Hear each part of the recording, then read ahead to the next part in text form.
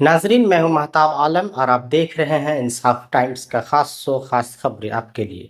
आज हम आपके लिए लेकर आए हैं देश दुनिया की वो खबरें और अहम रिपोर्ट जो सीधे असर डालती है समाज, इंसाफ और हमारे लोकतंत्र पर। आइए शुरू करते हैं आज की पहली रिपोर्ट। वक्फ बचाओ संविधान बचाओ आंदोलन को लेकर महिलाओं का कॉन्फ्रेंस। बेंगलुरु में महिलाओं का ऐतिहासिक इज्तिमा हुआ, जहां हजारों महिलाओं ने वक्फ संशोधन कानून 2025 के खिलाफ गूंजती आवाज उठाई। All India Muslim personal law board की सरपरस्ती में चल रही यह तहरीक देश भर में तेज हो रही है। सम्मेलन में मौलाना उमरीद महफूज रहमानी, मौलाना अबू तालिब रहमानी और जलीसा सुल्तान यासीन समेत कई आलिम और महिलाओं की रहनुमा मौजूद थी। सभी का कहना था कि यह काला कानून न सिर्फ शरीयत बल्कि हिंदुस्तान के संविधान के भी खिलाफ है और इसे वापस लेना ही होगा। असम के मुख्यमंत्री हिमंता बिस्वा शर्मा का सिविल सोसाइटी को एक टीम को लेकर विवादित बयान। असम के मुख्यमंत्री हिमंता बिस्वा शर्मा ने हाल ही में सिविल सोसाइटी की फैक्ट फाइंडिंग कमेटी टीम पर जहरीला हमला बोला है। उन्होंने हर्ष मंदिरी, वजाहत हबीबुल्ला, प्रशांत भूषण और जौहर सिरकार जैसे नामी लोगों पर आरोप लगाए कि वे गैर कानूनी घुसपैठियों का समर्थन कर रहे हैं। शर्मा ने तो यहाँ तक कह दिया कि यह सब जिन्ना का सपना पूरा करने आए हैं। वहीं टीम का कहना है कि सरकार की तरफ से हो रहे विस्थापन और घरों को गिराना पूरी तरह अवैध है और इसकी रिपोर्ट 26 अगस्त को दिल्ली में पेश की जाएगी। दिल्ली में आईयूएमएल का नया राष्ट्रीय दफ्तर कायदे मिल्लत सेंटर खुला। दिल्ली में इंडियन यूनियन मुस्लिम लीग आईयूएमएल ने अपने नए राष्ट्रीय मुख्यालय कायदे मिल्लत सेंटर का उद्घाटन किया। इस मौके पर कांग्रेस महासचिव के वेणुगोपाल और सांसद कपिल सिब्बल भी मौजूद रहे। आईयूएमएल नेताओं ने कहा कि यह दफ्तर सिर्फ सियासी नहीं बल्कि सेकुलर और सामाजिक सरगर्मियों का केंद्र बनेगा। कपिल सिब्बल ने इस दौरान चेतावनी दी कि वोटर लिस्ट में धांधली लोकतंत्र के लिए खतरनाक है और विपक्षी दलों को मिलकर इसका मुकाबला करना हो। एसएससी उम्मीदवारों का दिल्ली में विरोध। दिल्ली के रामलीला मैदान में एसएससी अभ्यर्थियों और शिक्षकों ने भारी विरोध प्रदर्शन किया। उम्मीदवारों का आरोप है कि परीक्षा में धांधली, नतीजों की देरी और लापरवाही से उनका करियर दांव पर है। पुलिस ने लाठीचार्ज किया और 44 प्रदर्शनकारियों को हिरासत में लिया। उम्मीदवारों ने चेतावनी दी है कि अगर समस्याओं का हल नहीं हुआ तो आंदोलन और तेज होगा। कर्नाटक की लेखिका बानो मुश्ताक पर विवाद। कर्नाटक सरकार ने बुकर प्राइज विजेता लेखिका बानो मुश्ताक को मैसूर दशहरा 2025 का उद्घाटन करने के लिए आमंत्रित किया है, लेकिन इसी को लेकर सांप्रदायिक बयानबाजी और सोशल मीडिया पर नफरत फैलाने वाली पोस्ट किए गए, जिन पर एफआईआर दर्ज हुई है। बानो मुश्ताक कन्नड़ की पहली लेखिका है जिन्हें इंटरनेशनल बुकर प्राइज मिला है। वहीं भाजपा नेता ने कहा है कि उन्हें धार्मिक उद्घाटन नहीं करना चाहिए, जबकि मुख्यमंत्री सिद्धारमैया ने उनके योगदान की तारीफ करते हुए कहा कि वे इस सम्मान के हकदार हैं।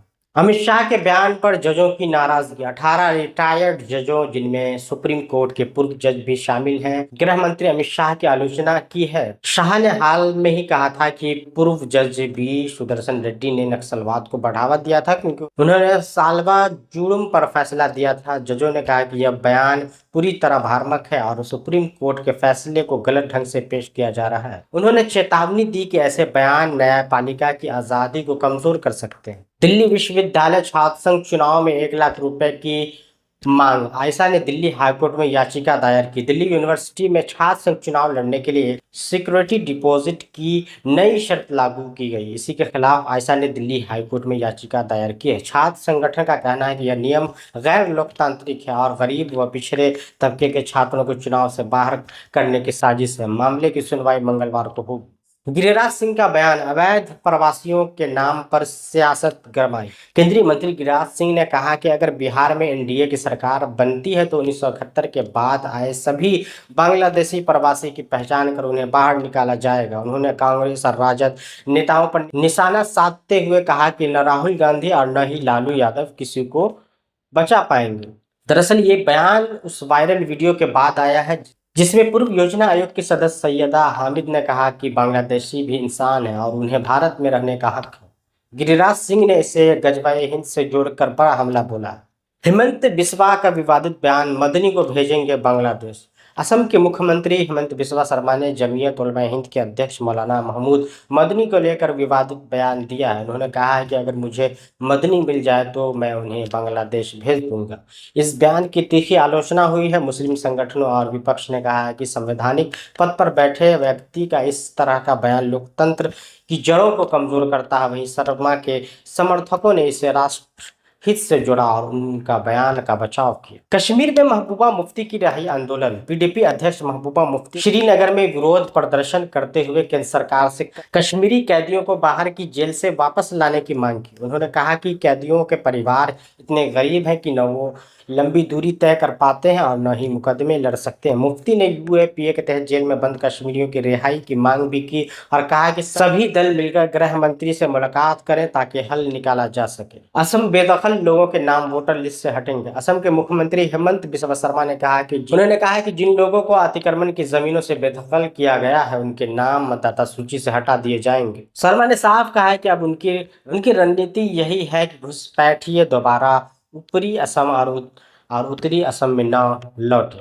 आपको बता दें कि पिछले 9 सालों में असम सरकार ने 15,000 से ज्यादा परिवारों को बेदखल किया है, जिनमें ज्यादातर बंगाली मुस्लिम समुदाय के लोग हैं। कई बार इन बेदखली अभियानों में हिंसा और मौतें भी हुई हैं। हाल ही में सुप्रीम कोर्ट ने गोलाघाट जिले में चल रहे बड़े पैमाने पर बेदखली अभियान पर रोक लगाई है। बिहार 110 संविदा कर्मियों की सेवा समाप्त। बिहार सरकार के राजस्व एवं भूमि सुधार विभाग ने बड़ा कदम उठाते हुए 110 संविदा कर्मियों की नौकरी समाप्त कर दी है। इस पर आरोप है कि उन्होंने हड़ताल भड़काई और राजस्व महाअभियान को बाधित किया। फिलहाल राज्य भर में करीब 11,000 संविदा कर्मचारी हड़ताल पर हैं। उनकी मांगे हैं कि उन्हें 60 साल तक अस्थायी नौकरी दी जाए। विभाग ने साफ कहा है कि अनुशासनहीनता बर्दाश्त नहीं की जाएगी और जरूरत पड़ने पर सभी हड़ताली कर्मचारियों पर कार्रवाई होगी। प्रियंका गांधी शामिल हुई वोटर अधिकार यात्रा में। बिहार में निर्वाचन आयोग द्वारा एसआईआर के तहत 65 लाख से ज्यादा वोटर लिस्ट से नाम काटे जाने के खिलाफ चल रही वोटर अधिकार यात्रा में आज प्रियंका गांधी शामिल हुई। यह यात्रा राहुल गांधी और तेजस्वी यादव के नेतृत्व में चल रही है और आज 10वें दिन सुपौल से मधुबनी होते हुए दरभंगा पहुंची। प्रियंका गांधी की मौजूदगी से कार्यकर्ता में उत्साह है। तमिलनाडु के मुख्यमंत्री एम.के. स्टालिन भी शामिल हो सकते हैं, जबकि तेलंगाना के मुख्यमंत्री रेवंत रेड्डी पहले ही साथ जुड़ चुके हैं। इससे यह साफ है कि यह यात्रा अब महज बिहार तक सीमित नहीं रही, बल्कि राष्ट्रीय स्तर पर विपक्ष को जोड़ने के लिए कोशिश बन गई है। पटना में किसानों का हल्ला बोल। पटना में भूमि अधिग्रहण और किसानों की समस्या को लेकर हजारों किसान सड़क पर उतरे। संयुक्त किसान मोर्चा और 11 संगठनों के बैनर तले निकले यह मार्च मुख्यमंत्री आवास की ओर बढ़ा, लेकिन पुलिस ने डकबंगला चौराहे पर रोक दिया। किसानों का आरोप है कि सरकार जमीन ले रही है और मुआवजा बहुत कम दे रही है। किसानों ने चेतावनी दी है कि उनकी मांगे जैसे 4 गुना मुआवजा, रोजगार की गारंटी और एमएसपी को कानूनी दर्जा पूरी नहीं हुई है तो राज्यव्यापी आंदोलन होगा। बक्सर से राजद सांसद सुधाकर सिंह भी इस आंदोलन में शामिल हुए और कहा कि सरकार किसानों को धोखा दे रही है। नित्यानंद राय का राहुल तेजस्वी पर हमला। बेतिया में आयोजित एनडीए कार्यकर्ता सम्मेलन में केंद्रीय गृह राज्य मंत्री नित्यानंद राय ने कांग्रेस और राजद पर तीखा हमला बोला है। उन्होंने कहा है कि राहुल गांधी प्रधानमंत्री नहीं बन सकते और तेजस्वी यादव मुख्यमंत्री नहीं बन सकते। नित्यानंद ने आरोप लगाया है कि फर्जी वोटरों को कांग्रेस राजद का संरक्षण मिला, जिससे नौजवानों का रोजगार छीना गया। उन्होंने यह भी कहा कि महागठबंधन अंदर से टूटा हुआ है और जनता अब इनके बहकावे में नहीं आएगी। रोहतास में प्रेमी ने की प्रेमिका की हत्या। रोहतास जिले से एक दिल दहला देने वाली घटना सामने आई है।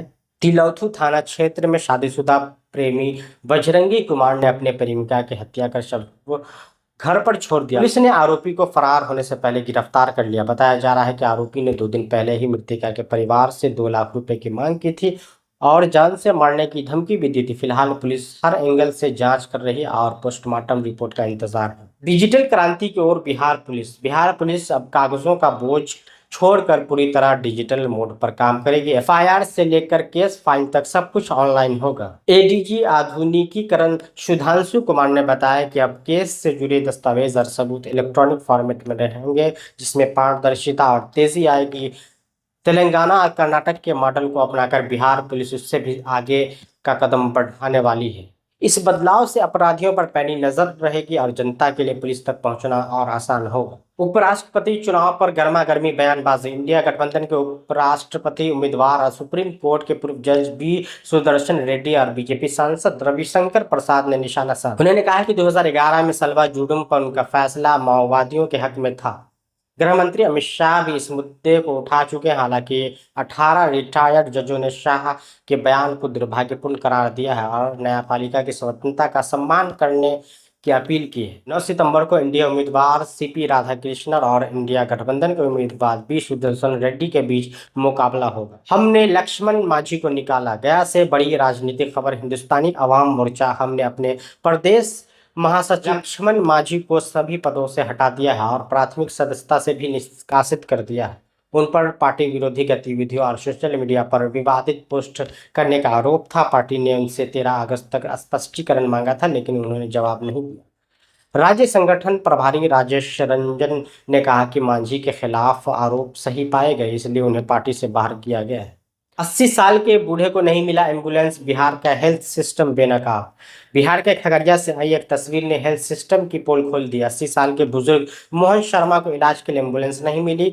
बेटे और ग्रामीण ने घाट पर ही उन्हें उठाकर अस्पताल तक पहुंचाया। मरीज के बेटे मणिकांत शर्मा का आरोप है कि उन्होंने 102 पर फोन किया, लेकिन 1 घंटे से ज्यादा इंतजार करने के बाद भी एम्बुलेंस नहीं पहुंची। मजबूरी में घाट पर ही अस्पताल तक ले जाना पड़ा, लेकिन अस्पताल पहुंचने के बाद भी परेशानी खत्म नहीं हुई। एक्सरे रूम बंद था और परिजनों को प्राइवेट अस्पताल जाना पड़ा। डॉक्टरों ने सफाई दी कि अल्ट्रासाउंड की सुविधा उनके पास नहीं है। यानी दावा विकास का, लेकिन हकीकत घाट पर इलाज ढोते मजबूर लोग। हाईकोर्ट का बड़ा फैसला। डिग्री विवाद पर रोक। दिल्ली हाईकोर्ट ने सोमवार को एक अहम फैसला सुना। कोर्ट ने 2017 के उस आदेश को रद्द किया जिसमें सीआईसी यानी केंद्रीय सूचना आयोग ने सीबीएसई को स्मृति ईरानी की 10वीं और 12वीं की डिग्री का विवरण सार्वजनिक करने का निर्देश दिया था। जस्टिस सचिन दत्ता ने कहा कि यह मामला किसी सार्वजनिक हित से जुड़ा नहीं है, बल्कि यह किसी की निजी जानकारी। कोर्ट ने साफ कहा किसी भी सार्वजनिक पद के लिए ऐसी डिग्रियां का खुलासा अनिवार्य नहीं है। बिना सार्वजनिक हित के ऐसी जानकारी मांगना